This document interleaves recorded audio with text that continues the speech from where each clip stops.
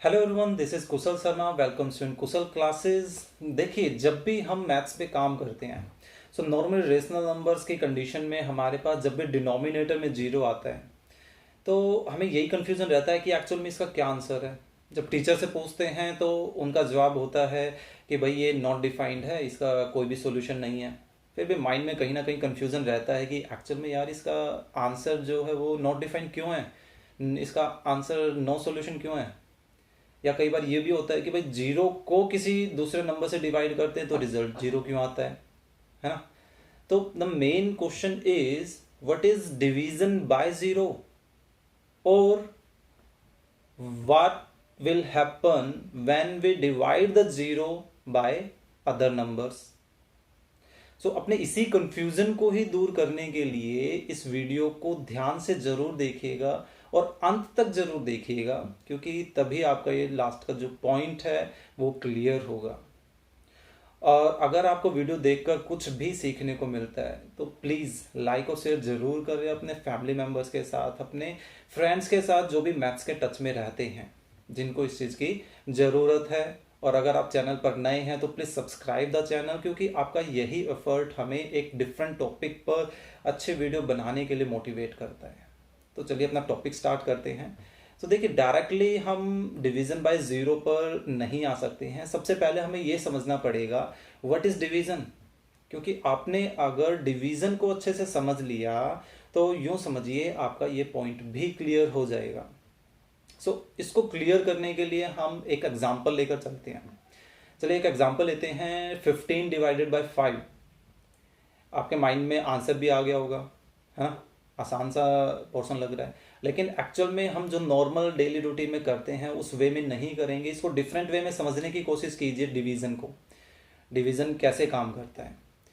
Denominator में देखिए क्या है, 5 है ना, कि 5 को आपस में कितनी बार ऐड करना पड़ेगा ताकि रिजल्ट जो है वो 15 आए। How many times we have to add 5 to make it 15? It is 3। और 3 ही आपने आंसर भी निकाला था कि 5 को 3 टाइम्स आपस में ऐड करना पड़ेगा, 5 + 5 + 5, तभी हमारे पास 15 आ रहे हैं, है ना। चलिए एक और एग्जांपल लेते हैं, 10 डिवाइडेड बाय 2, कि 2 को आपस में कितनी बार ऐड किया जाए कि रिजल्ट 10 आए। So answer is 5। 2 को हमें 5 टाइम ऐड करना पड़ेगा, 2 + 2 + 2 + 2 + 2। सो यही है डिवीजन, कि डिनोमिनेटर को आपस में कितनी बार ऐड करें कि रिजल्ट हमारे पास क्या है, न्यूमरेटर।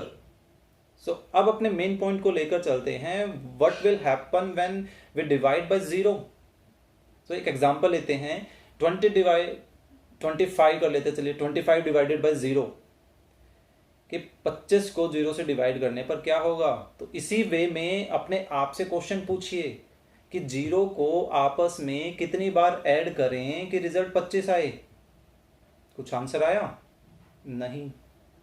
जीरो को आप कितनी बार भी ऐड करते हुए चल पड़िए, रिजल्ट कभी भी 25 नहीं आएगा।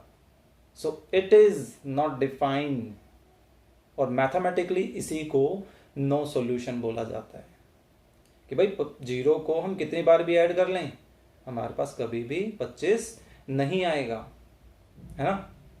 चलिए इसी को उल्टा कर दीजिए, 0 डिवाइडेड बाय 25, कि फिर से आप अपने आप से पूछिए कि 25 को कितनी बार आपस में ऐड करने की जरूरत है कि रिजल्ट 0 आए।